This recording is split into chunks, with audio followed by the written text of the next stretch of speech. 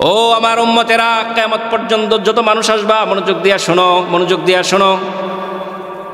লা তুকসিরুল কালামা বিগাইরি যিকরিল্লাহ, আল্লাহর জিকির ছাড়া বেশির থেকে বেশি কথা বইল না।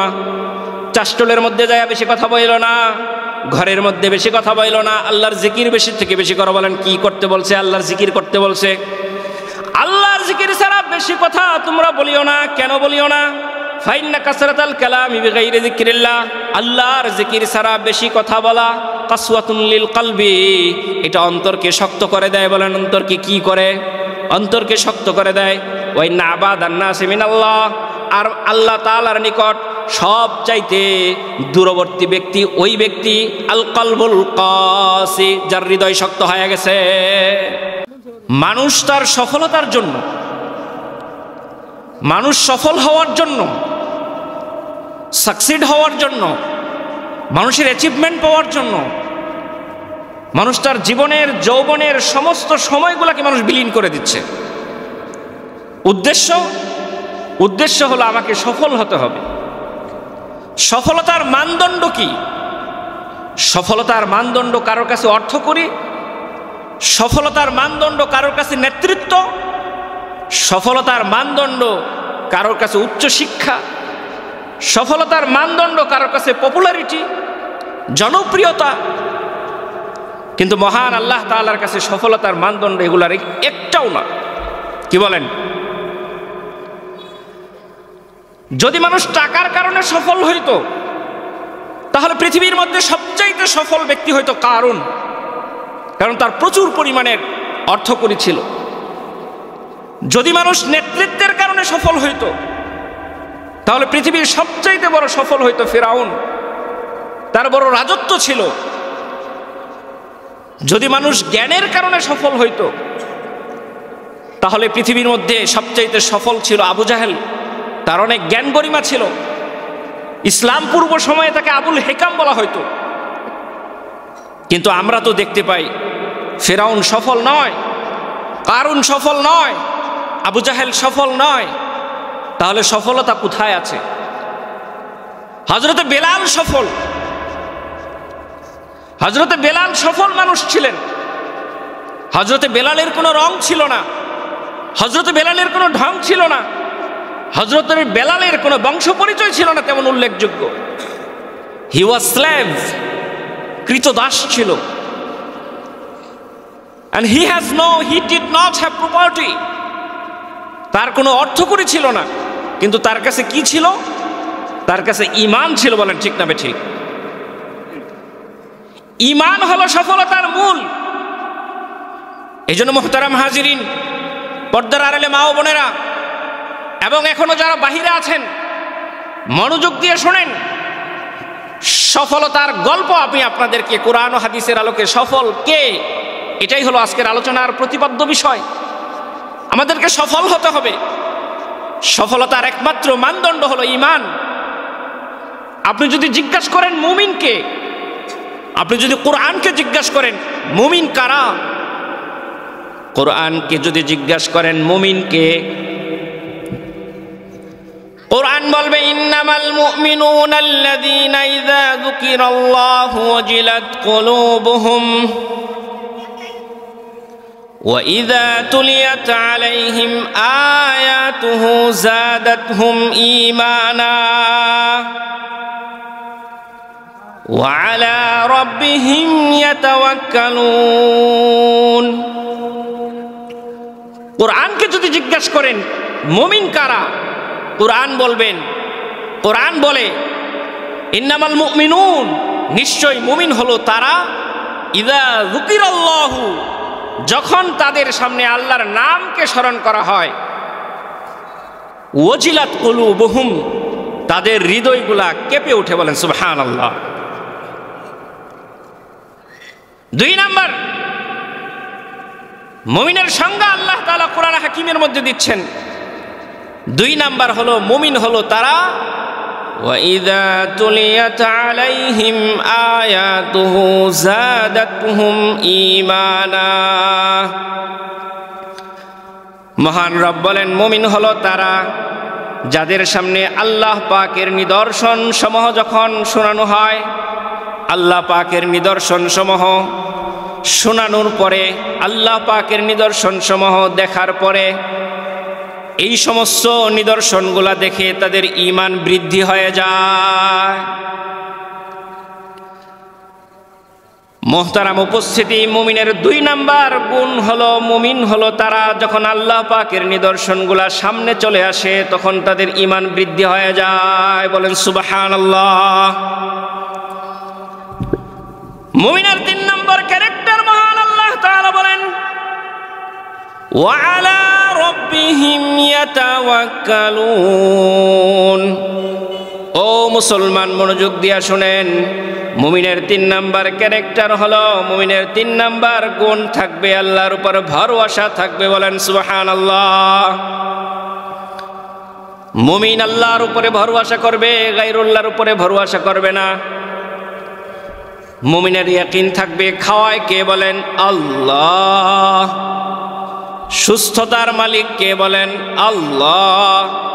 অসুস্থতার মালিক কে? বলেন আল্লাহ। রিজিকের মালিক কে? আল্লাহ। জীবনের মালিক কে? আল্লাহ। মৃত্যুর মালিক কে? বলেন আল্লাহ। মুমিনের ভরসা থাকবে একমাত্র আল্লাহ তাআলার উপরে। এইটা হলো মুমিনের 3 নাম্বার ক্যারেক্টার, 3 নাম্বার গুণ, 3 নাম্বার সিফত। 4 নাম্বার সিফত হলো, আল্লাহ বলেন আল্লাযীনা ইউকিমুনাস সালাহ। মুমিনের 4 নাম্বার গুণ, মনোযোগ দিয়া শুনেন, মুমিন হলো ওই সমস্ত মুসলমান, ওই সমস্ত বান্দারা যারা নামাজ কায়েম করে। বলেন ঠিক না বেঠিক? যারা নামাজ কায়েম করে, যাদের ফজর কাজা হয় না, যাদের জোহর কাজা হয় না, যাদের আসর কাজা হয় না, যাদের মাগরিব কাজা হয় না, এশা কাজা হয় না, সফরের মধ্যে হোক, ঘরের মধ্যে হোক, বাহিরে হোক, ট্রেনে হোক, বিমানে হোক, যেখানেই যায় সেখানেই নামাজ আদায় করে। এইটা হলো মুমিনের কয় নাম্বার গুণ? বলেন 4 নাম্বার গুণ। মুমিন নামাজ কায়েম করবে। এবার রব বলেন ওয়া মিম্মা রাযাকনাহুম ইউনফিকুন। মুমিনের 5 নাম্বার গুণ হলো, মুমিনকে আল্লাহ তাআলা যেই সম্পদ দিয়েছে সেই সম্পদকে মুমিন আল্লাহর রাস্তায় খরচ করে। তাহলে বুঝে থাকলে বলেন মুমিন হওয়ার জন্য কয় গুণ লাগবে? বলেন 5টা গুণ লাগবে। বলেন কয়টা? 5টা গুণ যার মধ্যে আছে সে হলো প্রকৃত মুমিন। এই মুমিনের ব্যাপারে আল্লাহ সুবহানাহু ওয়া তাআলা সূরাতুল মুমিনুনের মধ্যে আল্লাহ তাআলা ঘোষণা দিচ্ছেন, সফলতার গল্প বলতেছেন আল্লাহ তাআলা। যেই সফলতার জন্য আমি আমার কালো চুলগুলাকে সাদা করে দিলাম, যেই সফলতা পাবার জন্য আমার কালো দাড়িগুলাকে সাদা করে দিলাম, যেই সফলতা পাবার জন্য আমার যৌবন কালকে বৃদ্ধকালে পরিণত করে দিলাম, কিন্তু সফল হতে পারলাম না, অথচ আল্লাহ তাআলা কিয়ামত পর্যন্ত সমস্ত মুসলমান নর এবং নারীদেরকে ঘোষণা দিচ্ছেন قد أفلح المؤمنون। ও দুনিয়ার মানুষ, মনোযোগ দিয়া শোনো, মনোযোগ দিয়া শোনো, মুমিনরা সফল হয়ে গেছে, মুমিনরা সফল হবে যদি তাদের মধ্যে 6 দফা কর্মসূচি বাস্তবায়িত হয়। বলেন কয় দফা? 6 দফা কর্মসূচি যদি বাস্তবায়ন যদি কেউ করতে পারে, কোন মুসলমান নর অথবা নারী, কোন মুসলমান বালেগ পুরুষ অথবা মহিলা যদি 6 দফা কর্মসূচি জীবনের মধ্যে ইমপ্লিমেন্ট করতে পারে, প্রয়োগ করতে পারে, তাহলে তার সফলতার গল্প আল্লাহ তাআলা শোনাচ্ছেন। কদ আফলাহাল মুমিনুন। মুমিন সফল হয়ে গেছে, মুমিন সফল হয়ে যাবে যদি তার মধ্যে কয় দফার বাস্তবায়ন হয়? বলেন 6 দফা। কয় দফা? 6টা আমল যদি থাকে, 6টা ক্যারেক্টার যদি তার মধ্যে থাকে, 6টা গুণাবলী যদি তার মধ্যে থাকে, তাহলে তার সফলতার পথে কোনো অন্তরায় থাকতে পারে না। 1 নাম্বার গুণ হলো, আল্লাহ বলেন আল্লাযীনা হুম ফি সালাতিহিম খাশিউন। 1 নম্বরে আল্লাহ বলেন ও দুনিয়ার মানুষ, যারা নামাজকে আদায় করবা খুশুর সাথে, নামাজকে আদায় করবা খুজুর সাথে। খুশু কাকে বলে? খুশুর সম্পর্ক অন্তরের সাথে। বলেন খুশুর সম্পর্ক কার সাথে? অন্তরের সাথে। আপনি যদি কোরআনকে জিজ্ঞাসা করেন কোরআন খুশু কাকে বলে, কোরআন উত্তর দিবে আলাম ইয়ানি লিল্লাযীনা আমানু আন তাখশা কুলুবুহুম লিযিকরিল্লাহ। এখনো কি ইমানদারদের সময় চলে আসে নাই তাদের অন্তরগুলা আল্লাহর খুশুতে, আল্লাহর ভয়ে বিগলিত হয়ে যাবে? তাহলে এই আয়াত থেকে বোঝা গেল খুশুর সম্পর্ক কার সাথে? অন্তরের সাথে। বলেন, কথা বলেন, কার সাথে? বিরক্ত হইতেছেন? খুশুর সম্পর্ক কার সাথে? অন্তরের সাথে। আল্লাহ বলেন যদি তুমি 6টা গুণে গুণান্বিত হইতে পারো, ও মুমিন, তোমার মধ্যে যদি 6টা গুণ থাকে তাহলে তোমার কামিয়াবির রাস্তায় কেউ বাধা হয়ে থাকতে পারবে না। তুমি কেমন কামিয়াব হয়ে যাইবা এই আয়াতের 6টা গুণের পরে আল্লাহ তাআলা ঘোষণা দিয়ে দিবেন, সেই পর্যন্ত অপেক্ষা করতে হবে। আছেন তো? রাজি আছেন তো? অল্প সময় শেষ করে দিব, কারণ আমার পরে আরো অনেক আলোচক আছে। 6 নম্বরের 1 নম্বর হলো যারা খুশু খুজুর সাথে নামাজ আদায় করে।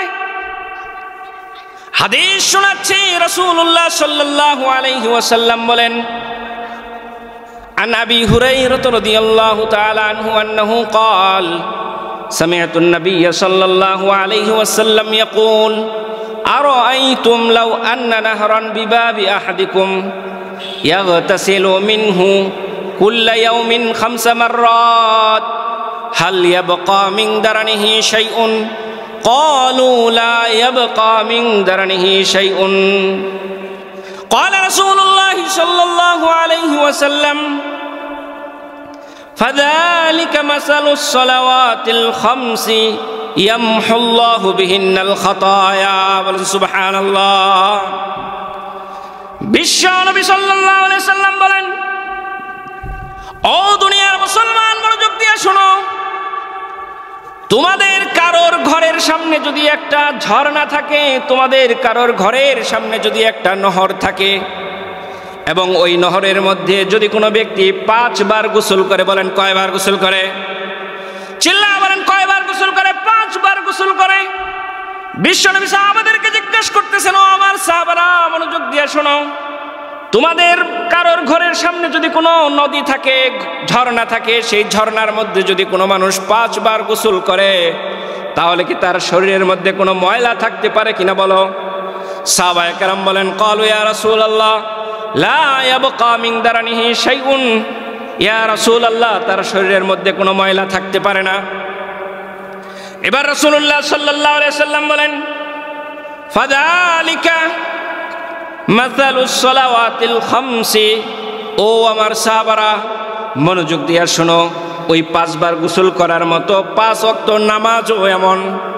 যদি কোনো ব্যক্তি সকালবেলার নামাজ পড়ে, জোহরের নামাজ আদায় করে, আসরের নামাজ আদায় করে, মাগরিবের নামাজ আদায় করে, এশার নামাজ আদায় করে, 5 ওয়াক্ত নামাজ যদি কোনো ব্যক্তি আদায় করে, রাসূলুল্লাহ সাল্লাল্লাহু আলাইহি ওয়াসাল্লাম বলেন, ইয়ামহুল্লাহু বিহিন্নাল খাতায়া।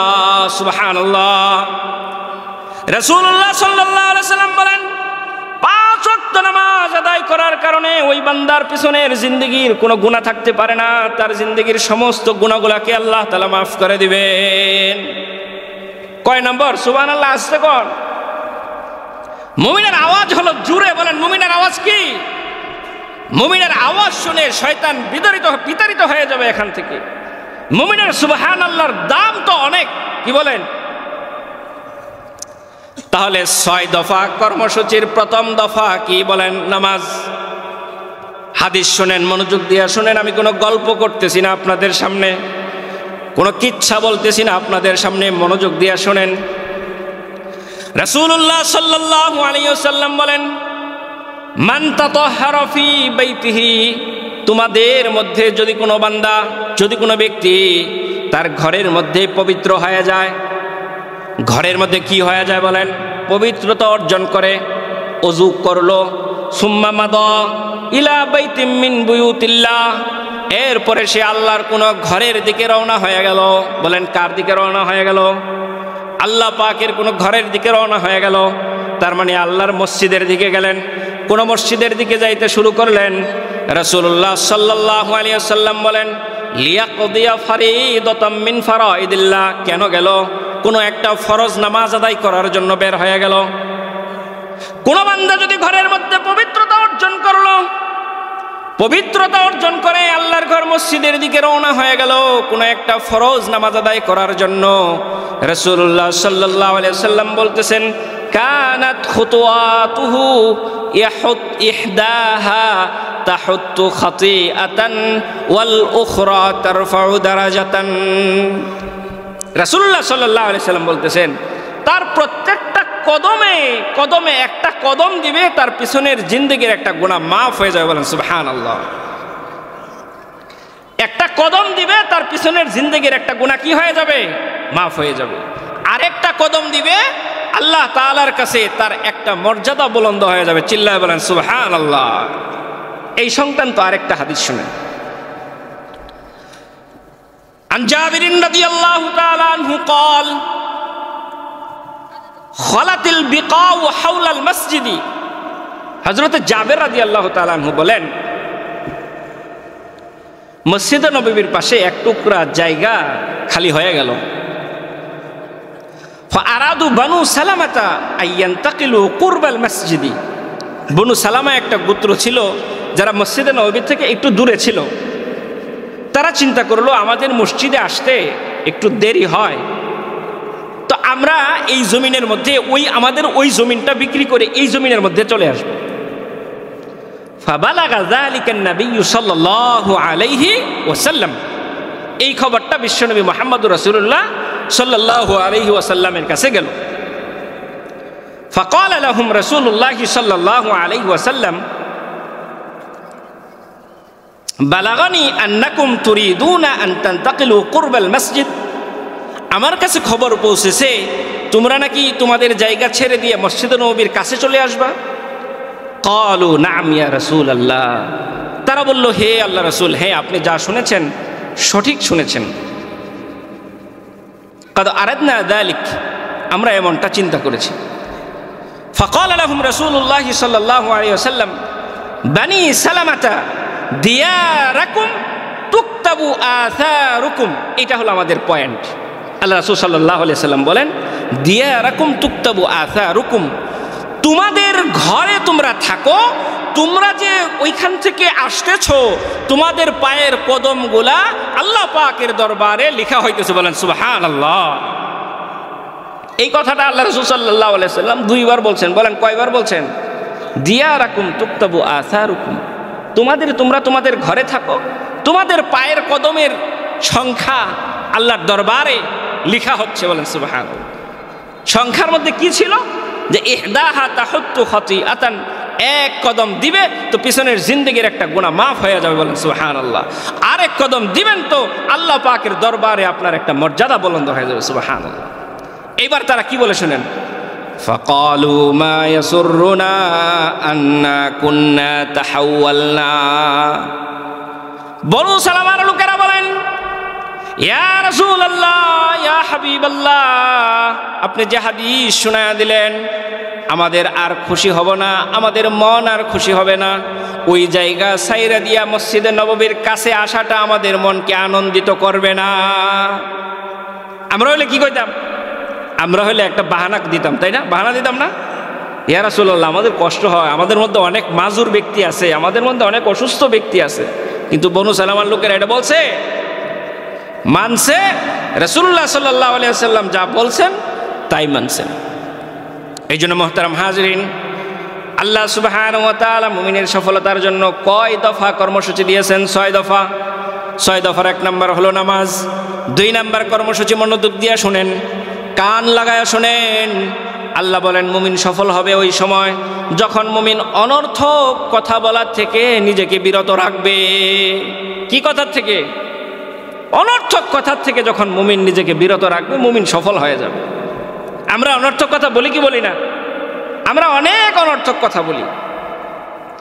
রাসূলুল্লাহ সাল্লাল্লাহু আলাইহি সাল্লাম বলেছেন, আল মুসলিমু মান সালিমাল মুসলিমুনা মিন লিসানিহি ওয়া ইয়াদিহি। মুসলমান তো ওই ব্যক্তি যার হাত ও জিহ্বা থেকে অপর মুসলমান নিরাপদ থাকে। বলেন সুবহানাল্লাহ। অনর্থক কথা বলার কারণে কি হয় একটা হাদিস আপনাদেরকে শোনাই। আনিন নবী সাল্লাল্লাহু আলাইহি ওয়াসাল্লাম قال ইন্নাল আবদা লা ইয়াতাকাল্লামু বিল কালিমাতি মা ইয়াতাবায়্যানু ফিহা ইয়াজিল্লু বিহা ইলান নার আবআদা মিম্মা বাইনাল মাশরিকি ওয়াল মাগরিবি।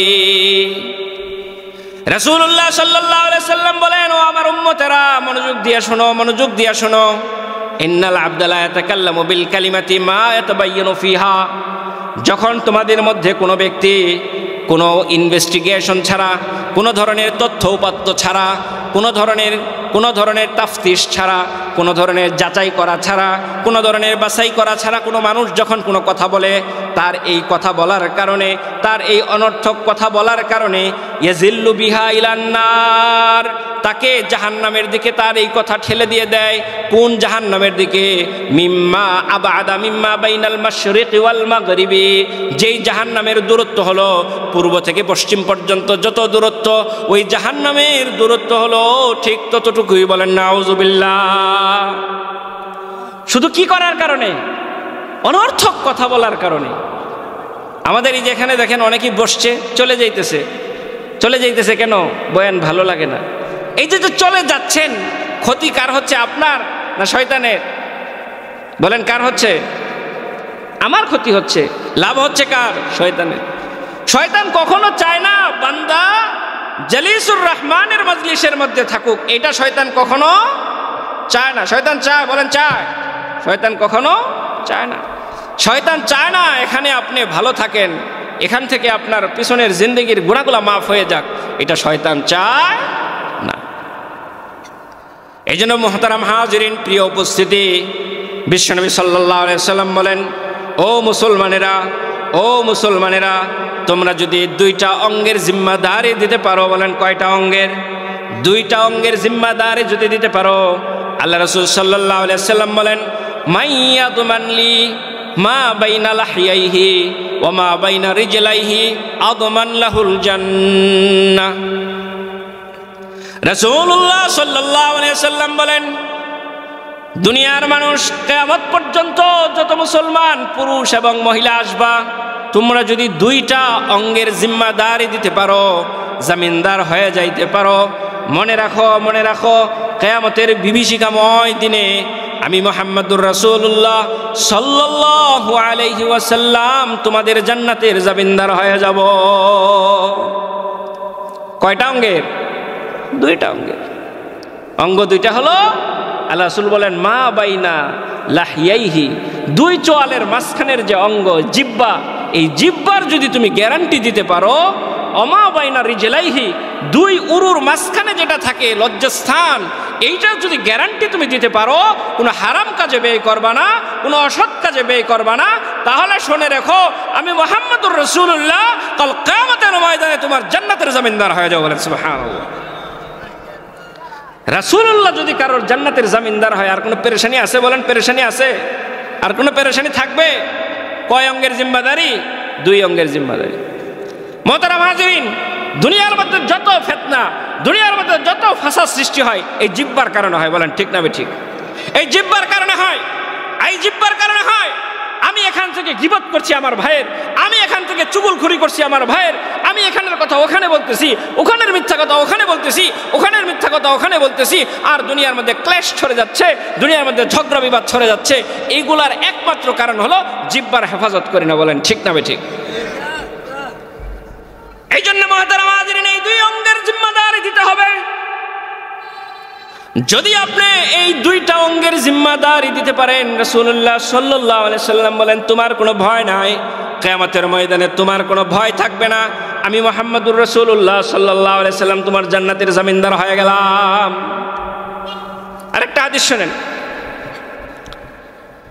রাসূলুল্লাহ সাল্লাল্লাহু আলাইহি সাল্লাম বলেন, লা তুকসিরুল কালামা বিগাইরি যিকরিল্লাহ ফাইন্না কাসরাতাল কালামি বিগাইরি যিকরিল্লাহি কাসওয়াতুন লিল কলব। ওয়া ইন্না আবাদান নাসি ইলাল্লাহ মিনাল্লাহ আল কলবুল কাসি। রাসূলুল্লাহ সাল্লাল্লাহু আলাইহি সাল্লাম এই হাদিসের মধ্যে বলতেছেন, ও আমার উম্মতেরা, কিয়ামত পর্যন্ত যত মানুষ আসবা মনোযোগ দিয়া শোনো, মনোযোগ দিয়া শোনো। লা তুকসিরুল কালামা বিগাইরি যিকরিল্লাহ, আল্লাহর জিকির ছাড়া বেশি থেকে বেশি কথা বইলো না। চাষ্টলের মধ্যে যায় বেশি কথা বইলো না, ঘরের মধ্যে বেশি কথা বইলো না, আল্লাহর জিকির বেশি থেকে বেশি করো। বলেন কি করতে বলছে? আল্লাহর জিকির করতে বলছে। আল্লাহর জিকির ছাড়া বেশি কথা তোমরা বলিও না। কেন বলিও না? ফাইন্না কাসরাতাল কালামি বিগাইরি যিকরিল্লাহ, আল্লাহর জিকির ছাড়া বেশি কথা বলা কাসওয়াতুন লিল কলবি, এটা অন্তরকে শক্ত করে দেয়। বলেন অন্তরকে কি করে? অন্তরকে শক্ত করে দেয়। ওয়া ইন্না আবাদান নাসি মিনাল্লাহ, আর আল্লাহ তাআলার নিকট সব চাইতে দূরবর্তী ব্যক্তি ওই ব্যক্তি আল কলবুল কাসি, যার হৃদয় শক্ত হয়ে গেছে। যার হৃদয় শক্ত হয়ে গেছে সে আল্লাহর রহমত থেকে অনেক দূরে চলে গেছে। এই জন্য আমরা অনর্থক কথা বলবো বলবো, বলেন বলবো? অনর্থক কথা বলা যাবে। কয় নম্বর কর্মসূচি মনে আছেনি? 2 নম্বর কর্মসূচি। কিসের কর্মসূচি? মুমিনের সফলতার কর্মসূচি। বলেন মুমিনের কিসের? সফলতার কর্মসূচি। 3 নম্বর কর্মসূচি আল্লাহ বলেন, ওয়াল্লাযীনা হুম লিফুরুজিহিম হাফিজুন। 3 নম্বর গুণ যেটা মুমিনের লাগবে, তার লজ্জাস্থানের হেফাজত করতে হবে। এটা চলে গেছে, ওই হাদিসের মধ্যেই চলে আসছে। 3 নম্বর ওয়াল্লাযীনা হুম লিয-যাকাতি ফাইলুন, এটা হলো 3 নম্বর। আল্লাহ তাআলা বলেন 3 নম্বর কর্মসূচি হলো যারা তোমাদের মধ্যে যাকাত আদায় করে। বলেন কি আদায় করে? যাকাত আদায় করে। যাকাতের মুতলাক অর্থ যদি এখানে হয় তাহলে অর্থ হবে কদ আফলাহা মান তাযাক্কা কদ আফলাহা মান যাক্কাহা। কামিয়াব তো ওই ব্যক্তি হয়ে গেছে যার হৃদয়কে সে পরিশুদ্ধ করে ফেলেছে। বলেন সুবহানাল্লাহ। যারা যাকাত কি করে? আদায় করে। 4 নম্বর কর্মসূচি ছিল ওয়াল্লাযীনা হুম লিফুরুজিহিম হাফিজুন, যারা তাদের লজ্জাস্থানকে হেফাজত করবে। 5 নম্বর কর্মসূচি হলো, মনোযোগ দিয়া শুনেন, মনোযোগ দিয়া শুনেন, ওয়াল্লাযীনা হুম লিআমানাতিহিম ওয়া আহদিহিম রাউন, যারা তাদের আমানতগুলোকে রক্ষা করবে, যারা তাদের ওয়াদাগুলোকে রক্ষা করবে। বলেন কি? 5 নম্বর কি? যারা আমানতকে রক্ষা করবে, যারা ওয়াদাকে রক্ষা করবে। তাহলে ওয়াদা রক্ষা করা, আমানত রক্ষা করা, এটা সফলতার চাবিকাঠি। বলেন কিসের চাবিকাঠি? সবাই বলেন, সবাই বলেন কিসের চাবিকাঠি? সফলতার চাবিকাঠি হলো ওয়াদা রক্ষা করা। সফলতার চাবিকাঠি হলো আমানত রক্ষা করা। আমানত রক্ষা করা হলো সফলতার চাবিকাঠি। মুনাফিক চিনেননি? মুনাফিক আল্লাহ রাসূল সাল্লাল্লাহু আলাইহি সাল্লাম বলেন, আয়াতুল মুনাফিকি সালাসুন, মুনাফিকের আলামত 3টা। বলেন কয়টা? মনোযোগ দিয়া শিখে যান, আজকে শিখে যান। মুনাফিয়া নামাজ দিয়া। তাহলে নামাজের গুরুত্ব আসেনি নাই? আছে না নাই? এই 6 কর্মসূচি যদি আমি আপনি আমার জীবনের মধ্যে বাস্তবায়ন করতে পারি তাহলে মুমিন সফল হয়ে যাবে। সফলতা শুনছেন নি? কি সফল হবে শুনছেন? শুনেন নাই কিন্তু। সফলতার কথা আল্লাহ তাআলা এই শেষে বলে দিচ্ছেন। কি সফলতা আসতেছে শোনেন মনোযোগ দিয়ে। আল্লাহ সুবহানাহু ওয়া তাআলা বলেন, উলাইকা হুমুল ওয়ারিসুন, উপরোক্ত 6টা গুণ যাদের মধ্যে থাকবে তারা ওয়ারিস হয়ে যাবে। বলেন সুবহানাল্লাহ। তারা কি হয়ে যাবে? ওয়ারিস হয়ে যাবে। কিসের ওয়ারিস হবে? আল্লাযীনা ইয়ারিসুনাল ফিরদাউসা হুম ফিহা খালিদুন। এই 6টা গুণ যাদের মধ্যে থাকবে, এই 6 দফা যাদের মধ্যে বাস্তবায়িত হয়ে যাবে, তারা হবে জান্নাতুল ফিরদাউসের ওয়ারিস। বলেন সুবহানাল্লাহ। আল্লাহ বলেন এই 6 দফা কর্মসূচি যাদের মধ্যে বাস্তবায়িত হয়ে যাবে তারা ওয়ারিস হয়ে যাবে। কিসের ওয়ারিস হবে? তারা জান্নাতুল ফিরদাউসের ওয়ারিস হয়ে যাবে। হুম ফিহা খালিদুন, এই জান্নাতুল ফিরদাউসের মধ্যে তারা 1 দিন থাকবে না, 1 বছর থাকবে না, 10 বছর থাকবে না, আবাদুল আবাদের জন্য থাকবে, কিয়ামত পর্যন্ত নয়। সময়কে আল্লাহ তাআলা হত্যা করে দেবে। জান্নাতুল ফিরদাউসের মধ্যে মুমিন প্রবেশ করবে আর বের হবে না। বলেন সুবহানাল্লাহ। কয় দফা? 6টা আমল আবার আমরা একটু তাকরার করে নেই, এই 6টা কর্মসূচি যদি আমার জীবনে, if we can implement this six characters in our practical life, then will be succeed. এই 6টা কর্মসূচি যদি আমাদের জীবনে আমরা বাস্তবায়িত করতে পারি, তাহলে আমি সফল হয়ে যাব। যেই সফলতার জন্য আমি মাথার ঘাম পায়ে ফেলে বৃদ্ধ হয়ে গেলাম, যেই সফলতার জন্য আমার কালো চুলগুলোকে আমি সাদা করে দিলাম, যেই সফলতার জন্য, যেই মানের জন্য, যেই শুহরতের জন্য, যেই সস্তা পপুলারিটির জন্য আমার জীবনকে আমি কোরবান করে দিলাম, কিন্তু আল্লাহ বলেন তোমরা সফল হইতে পারো নাই। সফল তো মুমিন হবে যদি তার মধ্যে 6 ধরনের গুণাবলী থাকে। 1 নম্বর গুণ হলো নামাজ আদায় করবে খুশু খুজুর সাথে। 2 নম্বর গুণ হলো ইরাদ আনিল লাগবি, সব ধরনের অনর্থক কথার থেকে বেঁচে থাকবে। 3 নম্বর গুণ হলো যাকাত যদি ফরজ হয় যাকাত আদায় করবে। 4 নম্বর গুণ হলো লজ্জাস্থানের হেফাজত করবে। 5 নম্বর গুণ হলো ওয়াদার হেফাজত করবে। 5 নম্বর গুণ হলো আমানতের হেফাজত করবে। 6 নম্বর গুণ হলো আবার আল্লাহ তাআলা নামাজকে নিয়ে আসছেন, 5 ওয়াক্ত নামাজকে যথা সময়ে পড়বেন। আব্দুল্লাহ ইবনে মাসউদ থেকে হাদিস বর্ণিত, আব্দুল্লাহ ইবনে মাসউদ রাদিয়াল্লাহু তাআলা আনহু জিজ্ঞাসা করেছেন, আইয়ুল আমালি আফদাল ইয়া রাসূলুল্লাহ, ও আল্লাহর রাসূল সবচাইতে উত্তম আমল কোনটা?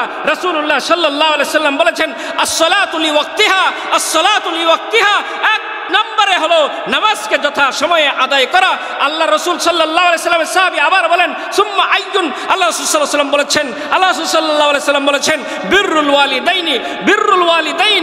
আল্লাহর নবী সাহাবী আবার জিজ্ঞেস করেছেন, সুম্মা আইয়ুন, রাসূলুল্লাহ সাল্লাল্লাহু আলাইহি সাল্লাম বলেছেন, আল জিহাদু ফি সাবিলিল্লাহ। সুতরাং বোঝা গেল মুহতারাম উপস্থিতি, জিহাদের চাইতে নামাজের গুরুত্ব বেশি। সুতরাং বোঝা গেল প্রিয় উপস্থিতি, বিররুল ওয়ালিদাইনের চাইতে নামাজের গুরুত্ব বেশি। এই জন্য মহান রব্বুল আলামিন 6 নম্বর কর্মসূচিও আবার নামাজ দিয়ে শেষ করে দিয়েছেন। এই জন্য আমি যদি আমার জীবনের সফল হতে চাই, আমি যদি আমার জীবনের সফলতা চাই, তাহলে অবশ্যই আমাকে এই 6টা গুণে গুণান্বিত হতে হবে। বলেন ঠিক না ঠিক?